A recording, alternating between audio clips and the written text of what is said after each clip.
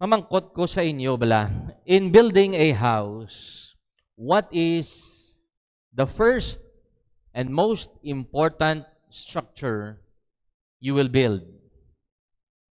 Kung magpatindog sa balay, kagi na kamo patindog sa balay or ubra sa construction, ano gid ang pinakauna kag importante nga structure? Okay. Ang ubra. Pinakauna kag importante nga ginaubra, no? Na stack up siguro. Okay.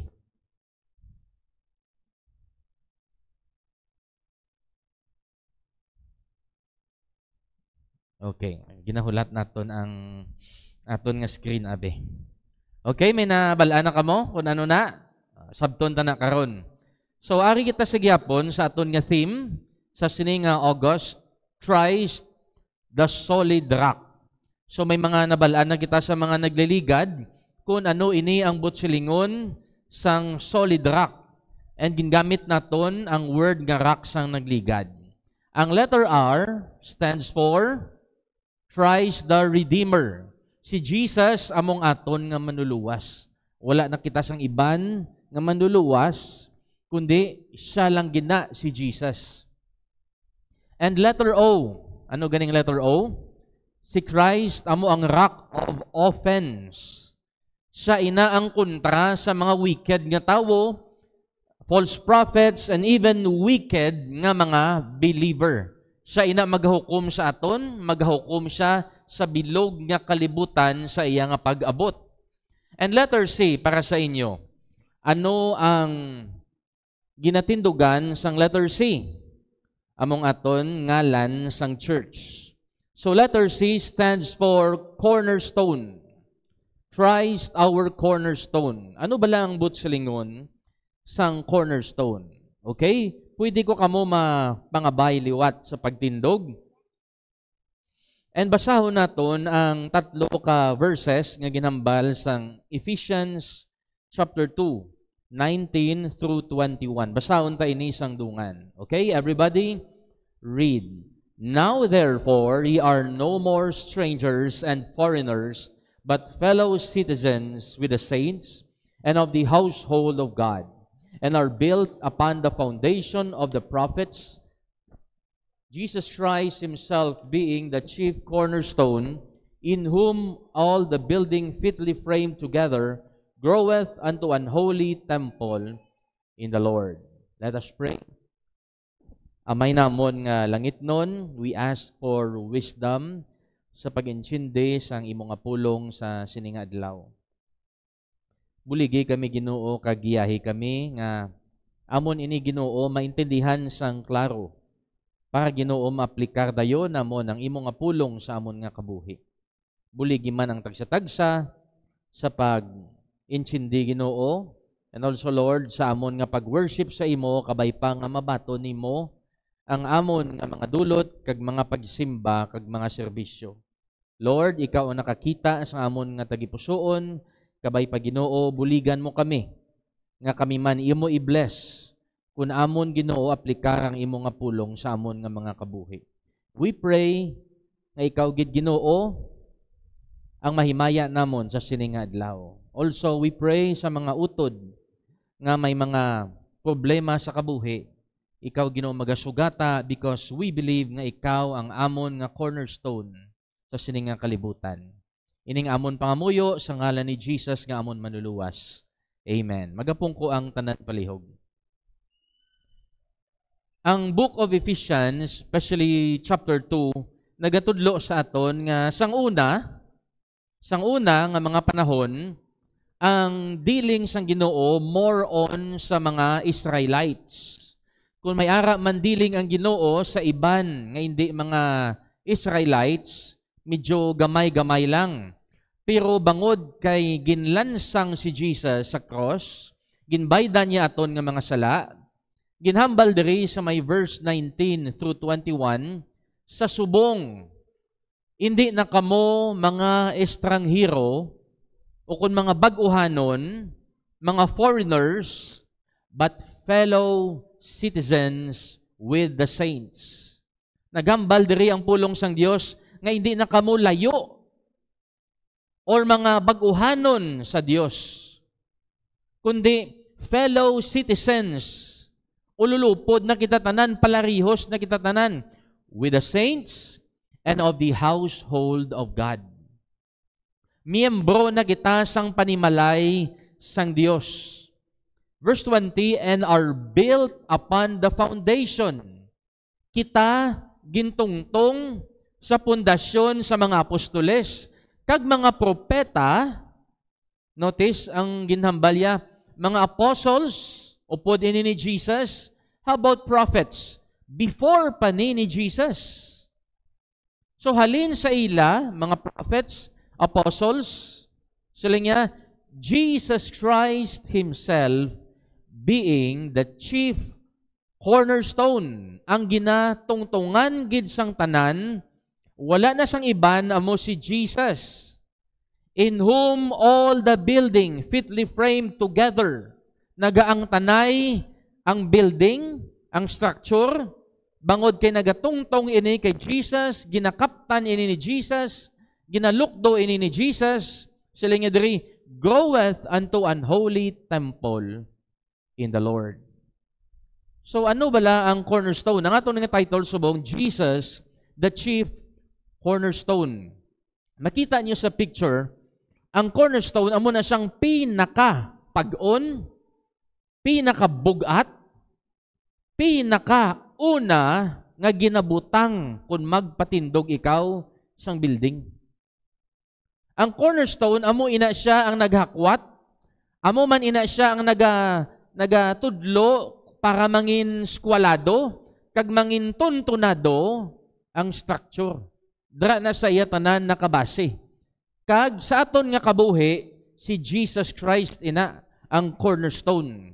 Siya ina dara ang ginatungtungan naton, siya ang aton firm foundation sa sining kabuhi nga hindi masigurado.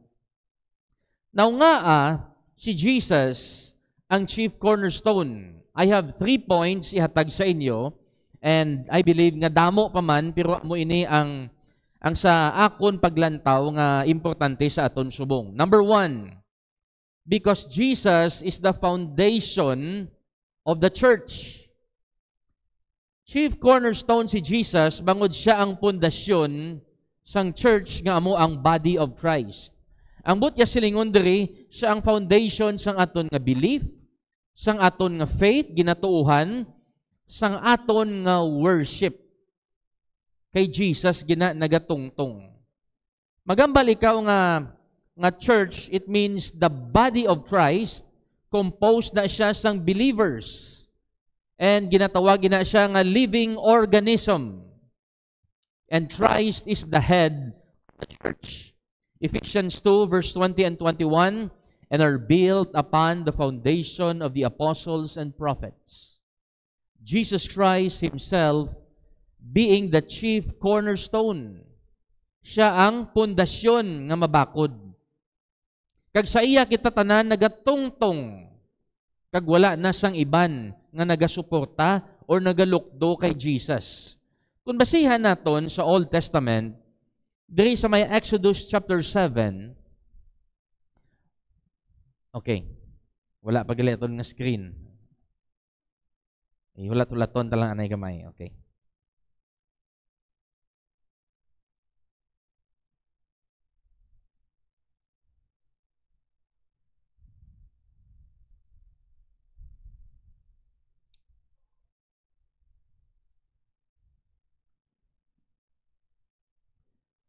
Basi gusto niyo mga ara sa likod. Okay? Tubig, ano pagid? Amot kung may Milo dira, gusto mangihi ara lang diri sa likod man sang aton nga stage while ginahulat-hulat naton aton nga screen. Mas mayo gid nga makita naton ang mga illustration naton. Medyo pasensya lang gamay. Okay, ara na. So ari na kita diri sa aton nga example. In Exodus chapter 7, even in the Old Testament, nadula naman. Okay, ara na. Even in the Old Testament, may ara na tuyagali sang church. Matingala kamo ginhambal diri, ginsulat ko diri Old Testament church. Madamo sa mga manunudlo nga wala sila nagapati nga sa Old Testament ara na ang church. Kaya abi nila ang church nag-start sa Acts chapter 2. Pero lantawon naton diri bala sa Exodus chapter 2. Ang istorya diri gintawag sang Dios si Moses nga pagwaon ang children of Israel sa may Egypt. So dala-dalaya iya nga baston kadto siya kay Pharaoh, upod niya si Aaron, and then sila niya, pagwaon mo ang mga tinaho sang Dios kay masimba sila sa may wilderness. Sa malipot nga istorya, si Pharaoh hindi magpasugot.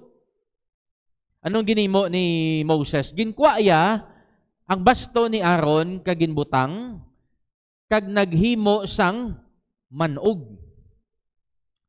And then siling diri sa may verse number 10, paghaboy ni Aaron sang iyang baston, Pharaoh and before his servants.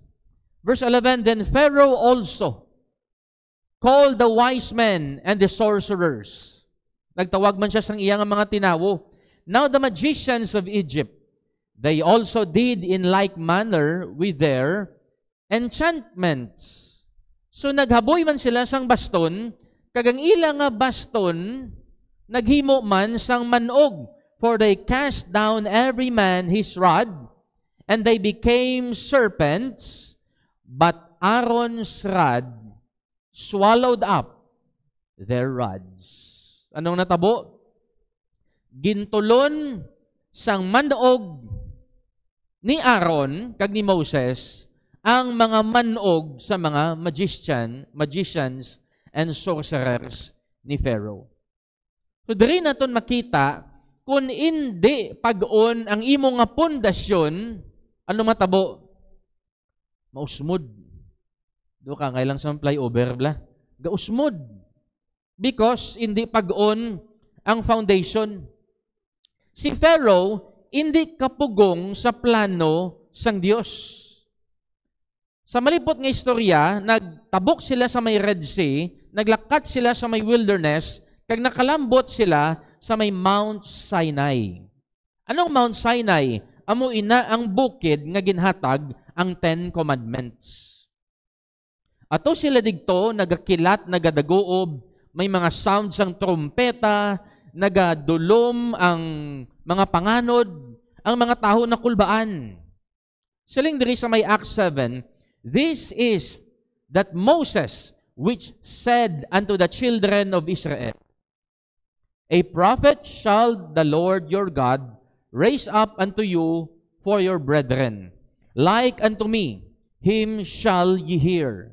Naghambal si Moses that time, nga pila ka adlaw may maabot nga propeta kaangay niya, kag kinahanglan ninyo siya pamatian. Sino diri ginatumod ni Moses? Wala sang iban si Jesus.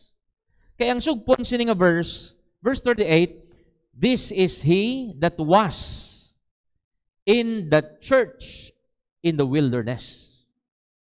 Siling ni Moses, kag siling sang writer sang the book of Acts, amo ini siya si Jesus nga nagaupod sa church in the wilderness. Sino tong sa wilderness?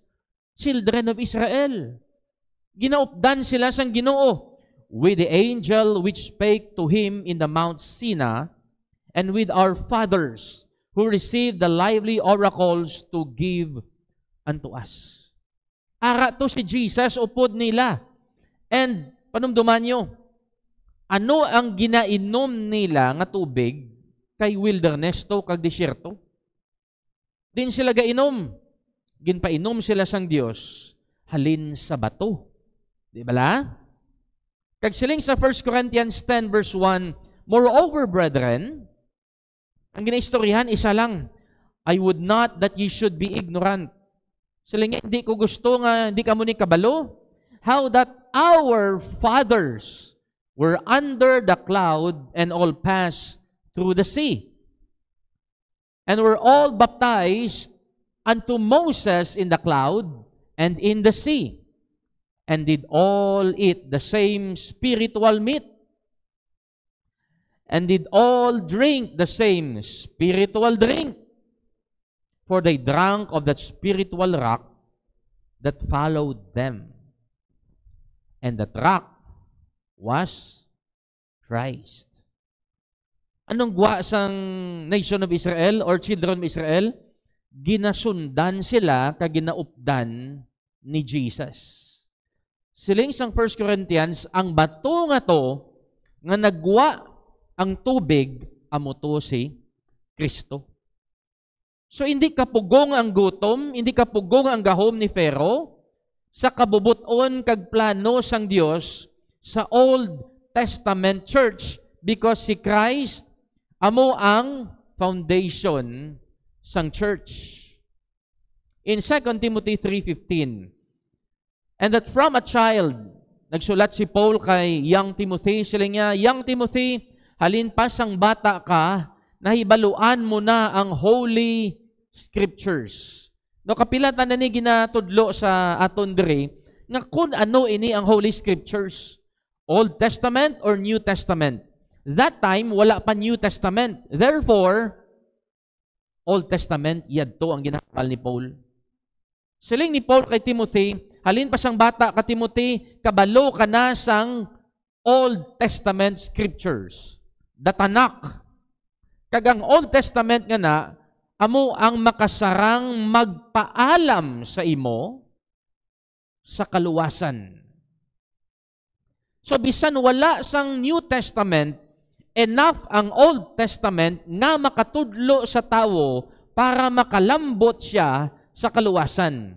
Kag ano ang kaluwasan sa Old Testament? Siling isang iban nga manunudlo, ginasunod nila ang kasuguan. Pero siling isang pulong sa Ginoo, through faith, which is in Christ Jesus. Wala iya sang tao nga naluwas sa kasuguan. Kung lang tawon mo ang rich young ruler, wala to siya naluwas sa kasuguan. Kay ginambal ni Jesus gani, kulang panimo sa pagtuman ang kasuguan. Di ba nagambal ang Ginoo, if thou wilt be perfect. Anong bot silingon sang perfect?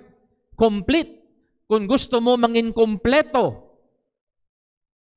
baligya ang imo pagkaputang, hatag sa imol kag magsunod ikaw sa akon. And then amo na ang imo nga kaluwasan.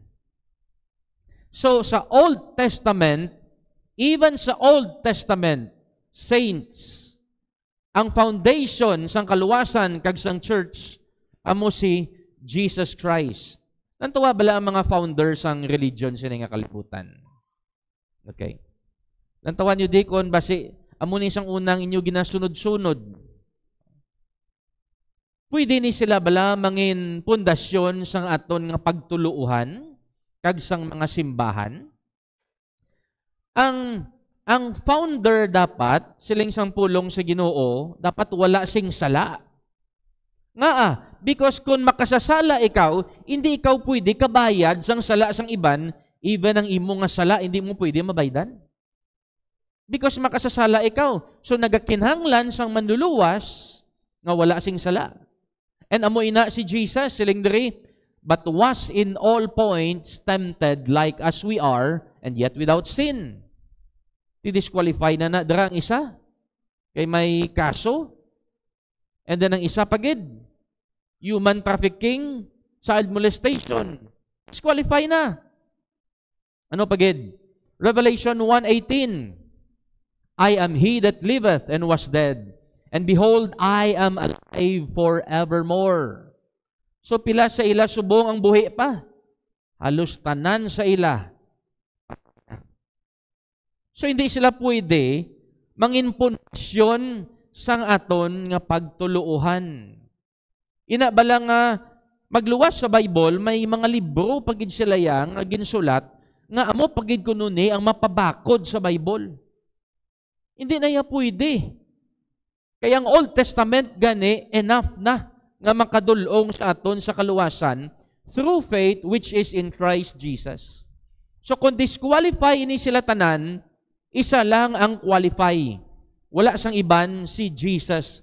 Kay siya lang ang wala sing sala. Siya lang ang napatay nga nagbayad sang aton sala, kag siya lang ang nabuhi liwat na banhaw sa mga minatay. In 1 Corinthians 3:10 and 11, argin ulunggo ko.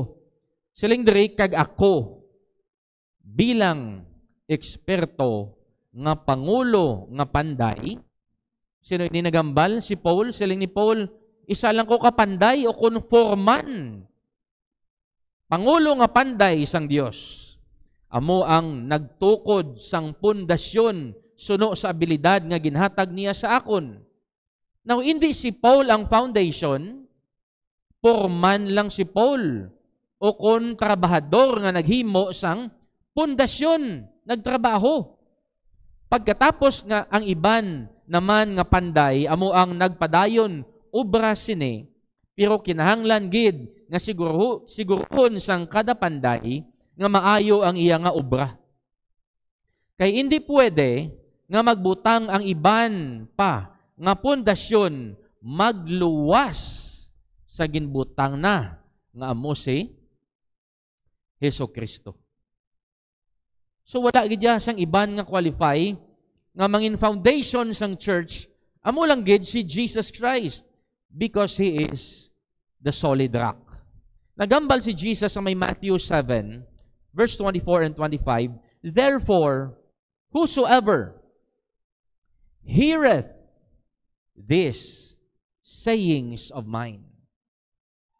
Ang nagapamati sang pulong ni Jesus, kag ginaobra nila.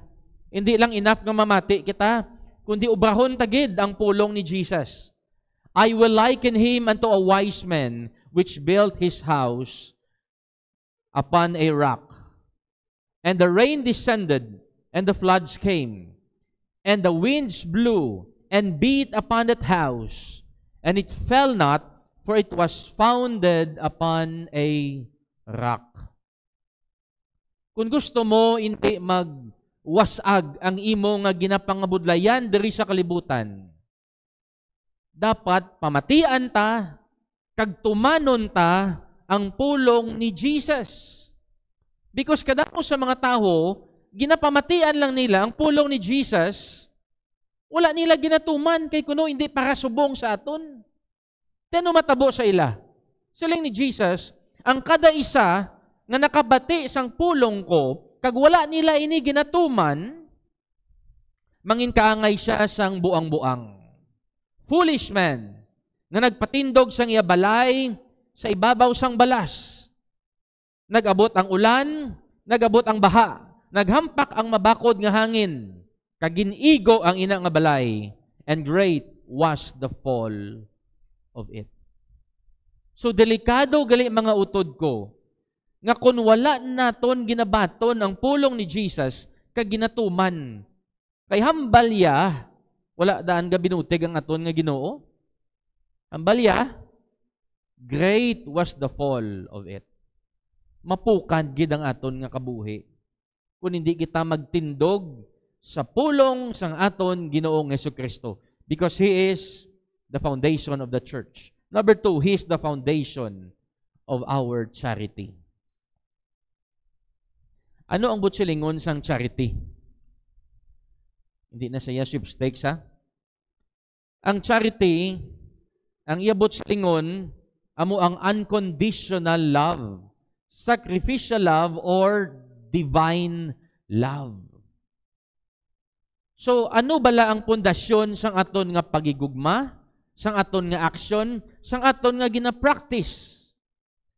Nga palangga mo imo nga tupad balay. Anong pundasyon sina? Din ikaw nagabase sina nga pagigugma. Siling sang John 15:3. Greater love hath no man than this, that a man lay down his life for his friends. Aring pundasyon sa aton gugma, nga ang aton Ginoo ginhalad iya kabuhi sa iya nga abyan. Kagpaminsaran nyo, ang ina nga mga abyan nga ginambalya, mga makasasala na. Romans 5:8, God commended His love toward us, in that while we were yet sinners, Christ died for us. Kag inang mga makasasala nga na, hindi lang abyan niya makasasala, kundi kontraya na sa una. Verse 10, for if when we were enemies, we were reconciled to God by the death of His Son. Ano na klase nga pagigugma? Nga bisan kontra mo, kaaway mo, ginpanginmatyan mo, ginhatag mo, imo kabuhi sa iya. That is why si Jesus is the foundation of our charity, of our love. Sa iya, ginagabasing aton nga pagigugma. Ari pamangkot ko sa inyo, kabay pa nga seryosohon nyo ang sabat sini. Why do you love your wife? Why do you love your husband? Or why do you love your children or your family? Abi, sabtan nyo, kamo lang, di lang pagsugid. Di nina nagahalin ang aton nga pagigugma sa ila. Di nina nakabase ang aton pagigugma. Kung ang imo abi nga sabat, langga ko, asawa ko, bangod kay naluyag ko sa iya. Isang una to, isang pagkita ko sa iya na love at first sight, gid ko. Gabi dan kasiksi nga dan sa una sa iya, tapos kaputi, kahamot. Di ko na muna aton sabat, laban-laban, delikado ang aton pundasyon sang pagigugma. Di ba? Palangga ko ni bata, ko kay siya ni nagahatag sa akon kalipay.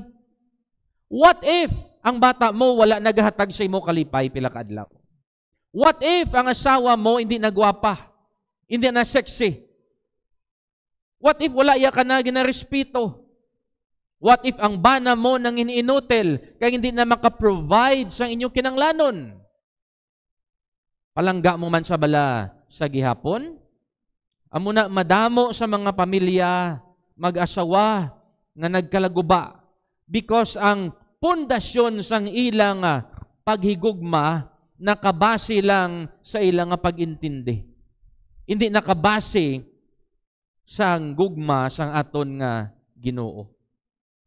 Kabati ka mo ni sang balita nga sang May 15, 2025 sa Maria, Bulacan. May nanay nga 28 anyos. I don't know kung tuod gid man ining impormasyon nga siya ang nagsunog sang iya 3 ka bata hasta siya napatay man. May asawa siya nga, may bana siya nga pulis. Ang iya bata, 1 ka tuig, 3 ka tuig, kag 6 ka tuig, napatay sila nga 4.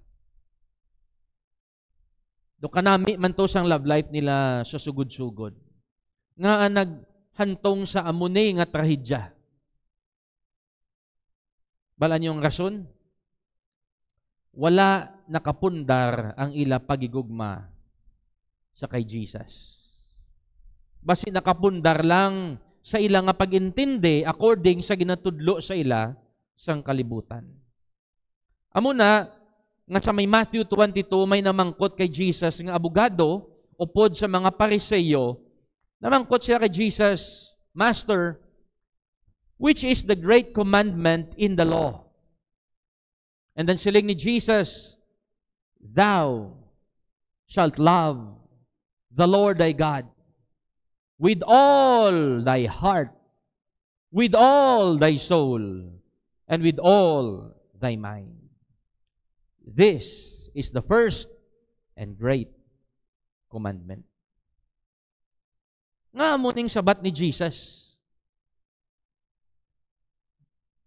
kung hindi mo palangga ang Diyos, kag wala ka kabalo, nga palangga ka man sang Diyos, posible nga pila ka adlaw amo man to matabo sa aton nga pamilya ka nga isang babae nga to. Basihin nyo na lang ang kabuhi ni Job. Ginkuha sa iya ang iya nga manggad, ginkuha sa iya ang iya nga mga propiedad, ginkuha sa iya nga negosyo, ginkuha man sa iya ang pulo iya ka mga kabataan sa sulod sang isa ka adlaw. Doon ay nakakasakit. Ginkuha man sang Ginoo ang iyang nga health. Ang iyang nga mga abyan nagsikway sa iya, nagbasol sa iya. Ang iyang nga asawa hindi na sa iya. Ginbayaan na sa sang tanan. Pero ano ang balya? Kabalo ang Dios. Sang akon ginaagyan. Kung ginatilawan niya ko subong, magagwa man ko gyapon nga bulawan. In fact, nagambal siya nga bisan patyo niya ko, magasalig man ko gyapon sa iya because I know palangga ko sang Ginoo. Wala siya nagpakamatay. Wala nangin miserable iya kabuhi. Si Jeremiah, pila ka bulan nga ginbutang siya sa may imbornal, sa may dungeon. Pero ano ang iyang perspective sa kabuhi? Sila niya, it is of the Lord's mercies that we are not consumed. Kaluoy lang sang Dios nga buhi ko subong.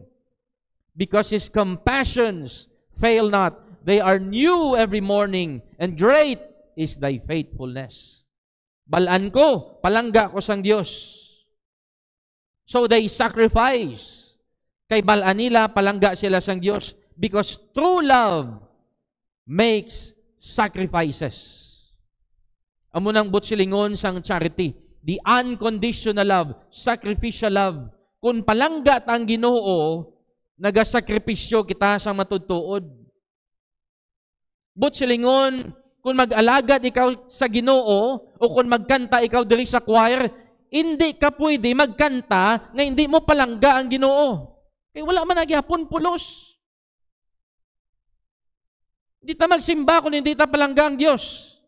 Kaya wala man nagyapon pulos ang aton nga pagsimba.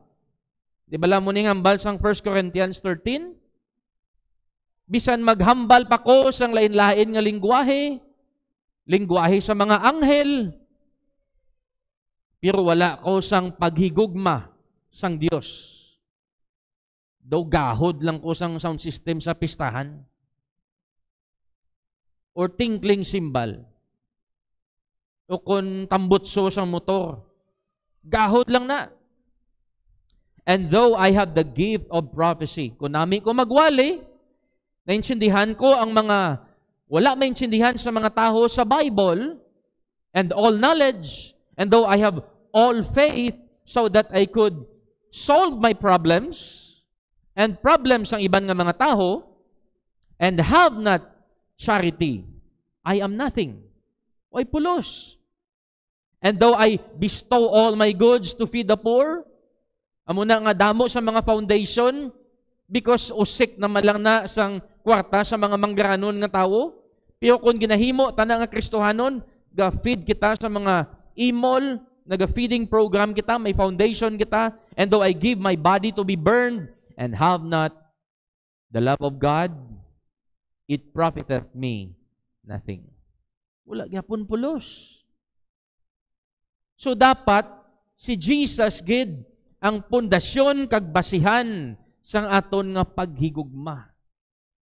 Sa iya nakabase kung paano kita maghigugma. Jesus said in John 15 verse 9 and 10, as the Father hath loved me. Sila niya bangod kay palangga ako sang akon nga amay, palangga ko man kamo nga mga taho.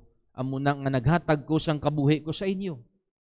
Nagsakripisyo ako sang kabuhi ko sa inyo. Kay balaan ko, palangga ko sang amay ko. That is why kamo, palanggaon niyo man ko. Continue ye in my love. If ye keep my commandments, kung ginatuman niyo ako nga mga mando, palangga niyo ko. Kag amo man nga ginatuman ko ang mando sang akon nga amay, kag palangga ko man siya. Isi mga abyan, mga utod, bangod kay balaan ni Jesus nga palangga siya sang iya amay, kag palangga iya man ang amay, willing siya mag-sacrifice sang iya nga kabuhi. Amo na ang true love. Number 3, nga si Jesus among cornerstone because He's the foundation of our contentment. Siya gidya ang basihan kag pundasyon sang aton pagkakontento. It means siyang aton nga basihan, kag pundasyon sang aton nga kalipay, satisfaction, and fulfillment sa kabuhi. Man will never be happy without contentment. Gapati ka na? Nga kung hindi ka mo kontento, hindi ka mo malipayon, hindi ka pwede mangin malipayon kung hindi ka kontento. That is why ang kalibutan, may ara sang ginapaminsar or kind of contentment nga abi nila, kung malambot na nila, makontento na sila.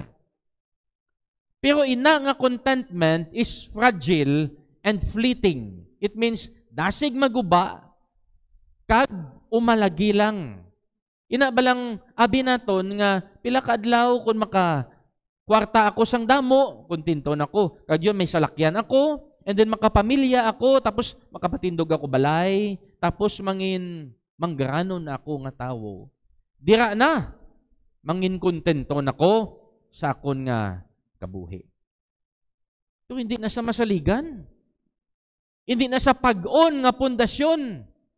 Because kung abtan kita masakit, ubos man ang aton nga kwarta. Abtan kita bankrupt, ubos man aton nga pagkabutang. Abtan kita giyera diri sa Pilipinas, wala na.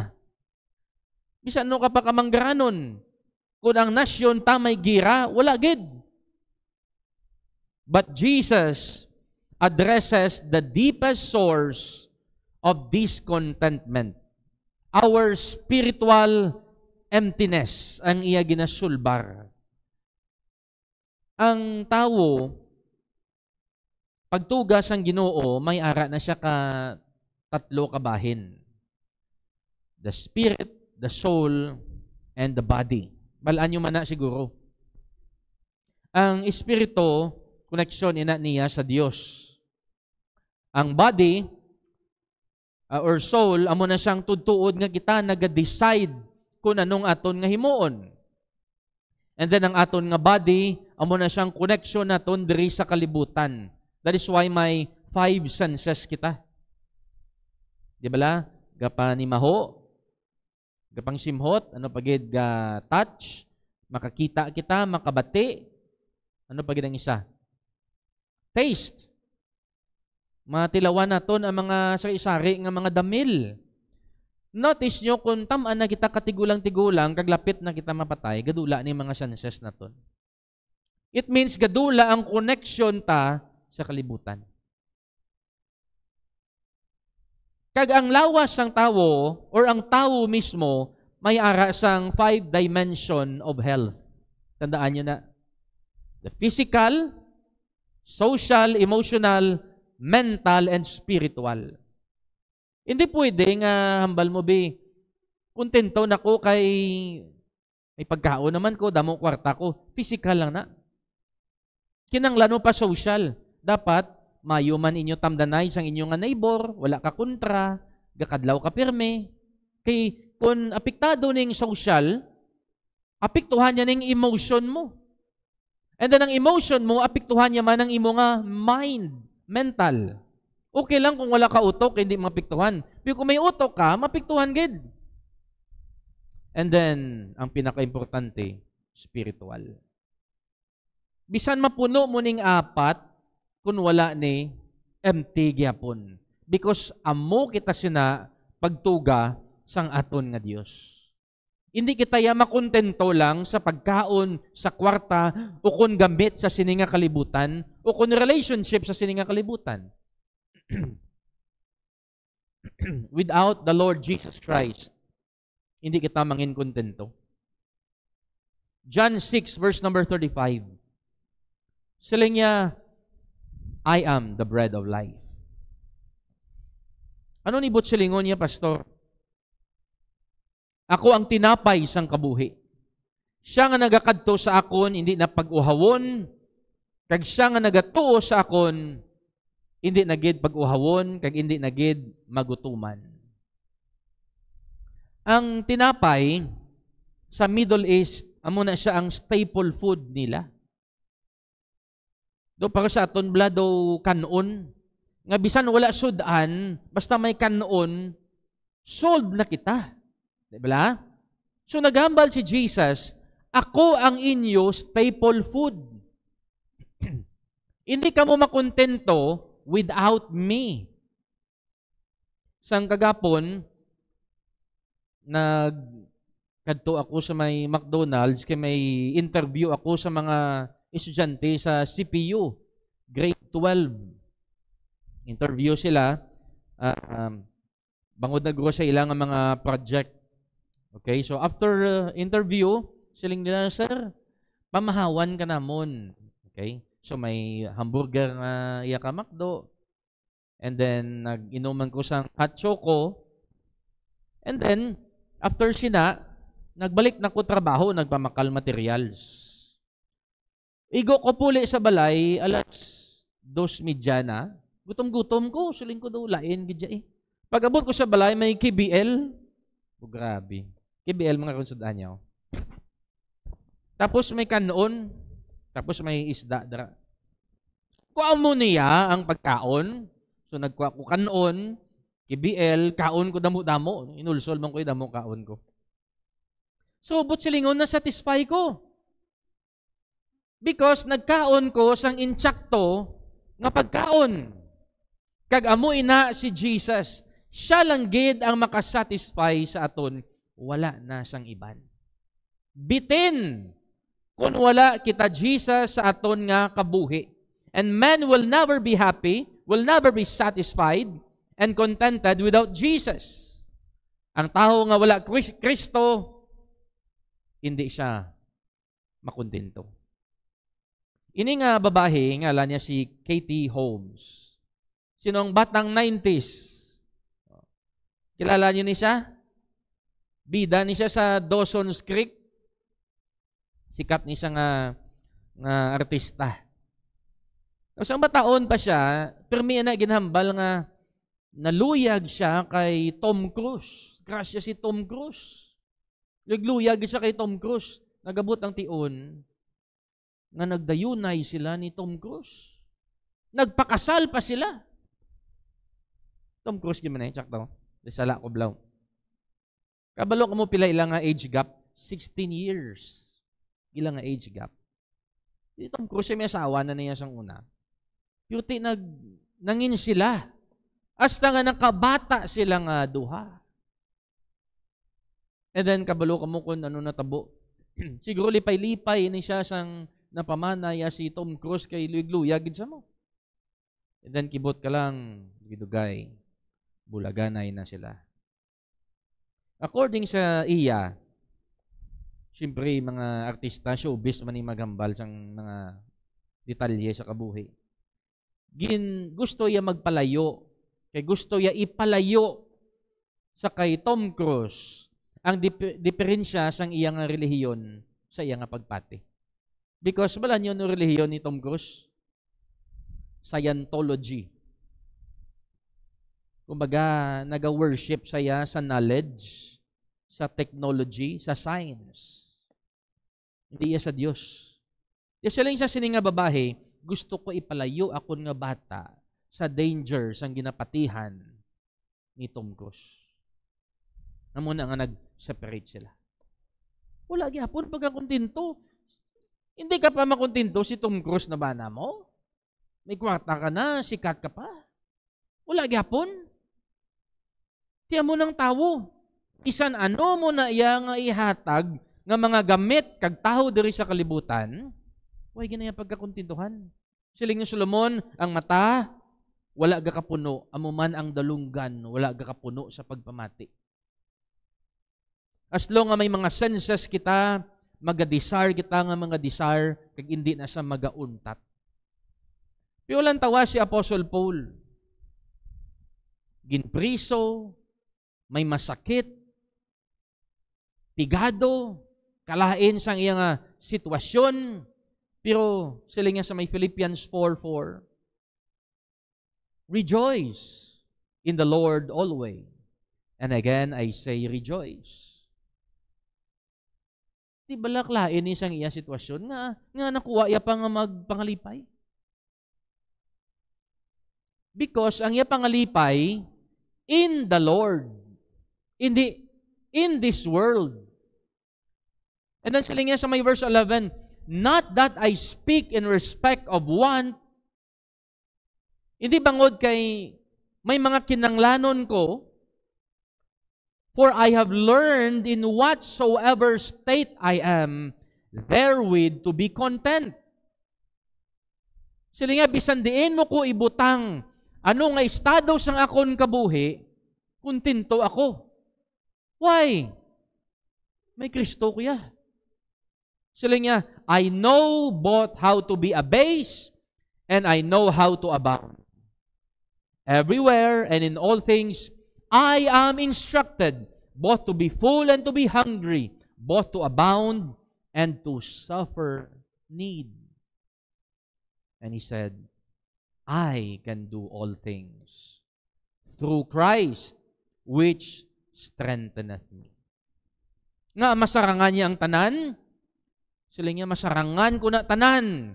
Basta upod ko lang si Kristo nga nagapabakod sa akon. So, gatudlo ang pulong sa Ginoo nga hindi kita mag-desire nga magpalayo sa malain nga sitwasyon kaya hindi ta na malikawan. Diri sa kalibutan, siling ni Jesus, agyan tagid na ang mga sari-sari nga tribulation. So, hindi tayo maghandom nga makapalagyo kita sa problema. Siling ni Paul, handomunta nga upod ta si Jesus. Kasi na nga problema. Kay masarangan ta na. What are your sickness and discomfort sa sininga mga tinion? Pwede ikaw ka pangalipay. Basta upod mo ang aton Ginoong Hesukristo. Sang August 1, Friday ato, nagpa-lemery kami. Pud kami day Ma'am Jen, Brother Steve, and si Ernie, ang iyang asawa, di Pastor Noe, nagkadto kami to. Pero sa mind ko, bopirte ka sako. Because, sa daso ng adlaw Sabado, kinanglan ko magpasa sang perspective, sang design, plano, kagang estimate sa project sa Tigbawan. Tingin ko, makapuli kami na guro, kagahon na sang Sabado. Tapos may meeting ko alas 9. Makadto pa ko sa Tigbawan, budlay na. Pero sige, naglakat kami. So, pag kadto na mundig to, nagsala pa kami alagyan. Di ba, nagsala pa to? Sa may San Enrique, kami nag-agi. Hindi na namon makita ang view sang San Rafael.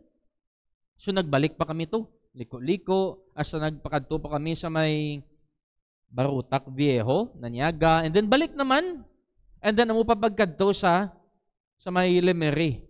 So, makapoy, tuyo, pero gin-enjoy na lang gin namon. No? Pag-abot namon digto, nagkape, and then ang lakat-lakat sa may mga kakawayanan, kakahuyan. So, sadyaman. Pagkagabi, nagwali. So, damo tao, ara ang kapitan, ara man ang mga barangay kagawad. So, nagpa-picture pa o gani sa barangay kapitan. No? Do obvious man do kagawad man ko.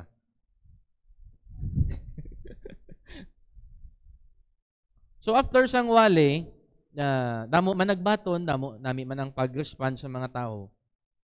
Nagpuli na kami. Puli namon siguro mga alauna na to or alas 12, wala ko, nalipat ko. And then, pagpuli ko, sulod sa may kwarto, ubra naman, waswas naman ubra, kay nagpasabwas. Natapos ko guro ubra mga alas 4:30. So makapoy ng lawas, sakit ng ulo, and then tuyo na. And then, time na nga magtulog ko. Kaya siling ko, okay naman ubra ko. So, gaigda na ko, gaulo na ko sa may ulunan, and then manugtulog na ko. And sa sina nga gabi, siling ko, dulain giniya nga kalipay ang nabatsyagan kuya subong. Bisan tuyo-tuyo na ko, bisan kapoy-kapoy na ko, pero siling ko, Lord, nalipay gid ako, kay upod ko ikaw kaina. Kag upod ko ang mga anak nimo, kag alagad nimo. Ginpiyong ko akon nga mata, and I was so fulfilled sa sina nga kaagahon. Because ang foundation sang aton nga contentment hindi ang mga butang sa sini nga kalibutan. Amo lang gid si Lord Jesus Christ. May share ko sa inyo nga kanta, ang iyang title, Jesus, You're the Center of My Joy. Ginsulat ini ni Gloria Gaither. Nabatian nyo na ni siguro ang kanta nga ni. Sila nga diri, when I lost my direction, you're the compass for my way, you're the fire and light when nights are long and cold. In sadness, you are the laughter that shadows all my fears. When I'm all alone, your hand is there to hold. You are why I find pleasure in the simple things in life. You're the music in the meadows and the streams. You're the voices of the children, my family and my home. You're the source and finisher of my highest dreams. Balan yung chorus. Jesus, you're the center of my joy. All that's good and perfect comes from you. You're the heart of my contentment, hope for all I do. Jesus, you're the center of my joy. Mga utod, kung si Jesus ang pundasyon sang aton nga pagkakontento, hindi gina maguba. Pero kung magsaylo kita sang pundasyon, sang kalipay naton, sigurado maguba gid kabuhi naton. Si Jesus nagsiling sa may John 4 verse 12 to 14. May namangkot siya nga babae, amo ining Samaritan woman. Siling niya, mas grabe ka pa sa amon nga amay nga si Jacob nga naghatag sa amon sang sini nga bubon. Sa sini nga bubon nagainom dire ang amon nga mga kabataan hasta ang amon nga mga kasapatan. Pila na kahenerasyon. Sobra ka pa sina. Then siling ni Jesus, whosoever drinketh of this water shall thirst again. Bisan sino nga tao nga mag-inom sa sini nga tubig, mauhaw siya liwat. Pero ang bisan sino nga magainom sang tubig nga akon igahatag sa iya, mangin pareho sang kabuhi nga tubuan, dira sa iya mismo maghatag sang kabuhi nga wala sing katapusan. It means, kung si Jesus ang foundation sang imo nga contentment, hindi ka mahubsan sa kalipay. Siya lang gid ang makasatisfy sa imo. Jesus, the chief cornerstone. Number 1, He's the foundation of the church. Number 2, He's the foundation of our love, our charity. And He is the foundation of our contentment, our joy, our satisfaction, our fulfillment. Great men fail, and kingdoms fall. Even the world will eventually crumble. But Jesus remains stable, for He is the only foundation that is unshakable. Mga muyo kita sa siningation. Amay namon nga langit nun, nagpasalamat kami kay ikaw naghatag kay Jesus bilang chief cornerstone sang amon nga kabuhi, Ginoo. Sang amon nga mga pagtuluhan.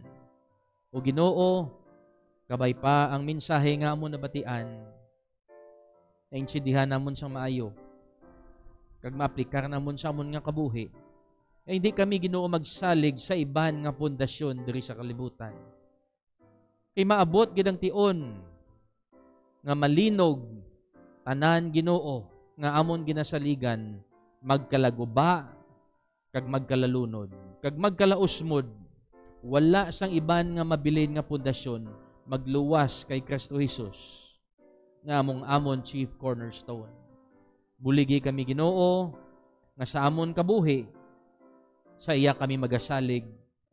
Siya Ginoo ang balasihan sang amon nga pagtuluhan. Siya man ang balasihan kung paano kami maghigugma. Kag siya man Ginoong balasihan sa amon nga kalipay kag pagkakontento diri sa kalibutan. Ginoo, salamat gid sa imo nga pulong. Kabay pa Ginoo, masapwan mo kami pila ka adlaw nga mangin mapag-on nga nagatindog sa malig-on nga pundasyon. Ining amon pangamuyo sa ngalan ni Jesus nga amon manuluwas. Amen.